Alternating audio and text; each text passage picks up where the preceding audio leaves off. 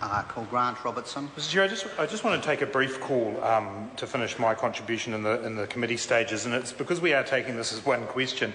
I just wanted to note one area that I didn't mention in my previous couple of calls, is there are extensive schedules to this bill, and it is important to note what they do and what they involve, and it does pick up some of what Te Urora Flavel just mentioned, because a number of different organisations and people are drawn into how this park will develop through the schedules, and that includes the Port Nicholson Settlement Trust and the wider Taranaki whānui, because they are a land owner within this park. And so they are, I just want to make that point for the member, that within the schedules there are a number of places in which they have a role in the development of the park. One of the matters, the more curious matters that arose during the Select Committee process is around the maps that are in Schedule 10 of the bill. And just wanting to note for the record that while these maps are indicative of what will happen, they are not, of course, exactly to the exact centimetre in terms of scale of what will happen. One thing I did want to note about these is this is the place in which local Wellingtonians will discover that over the next couple of years they are to face significant change and disruption in their moving around the city. And Annette King's constituents, as they come in from Rongotai to the bright lights of Wellington Central, and they come around the corner from Sussex Street behind the Basin Reserve, they will discover that they will now be driving a little further before turning, veering left and heading up towards the Yarra Valley and so on. This will be disruptive.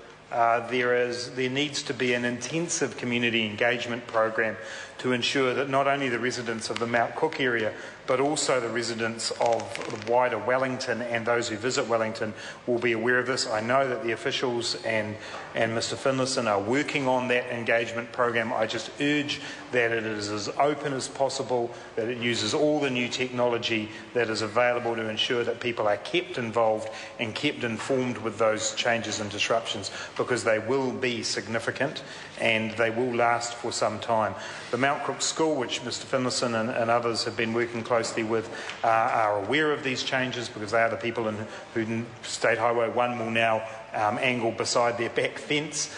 We need to make sure that they continue to be kept engaged, kept informed, and any changes or improvements that are needed during this time are acknowledged. But in the schedules we have these plans. They are exciting. They will deliver us this wonderful green space and War Memorial Park, but we do need to recognise that there will be significant disruption for Wellingtonians. The last thing I want to say, Mr Chair, is just to give some credit to the Wellington City Council for their involvement and cooperation in this project.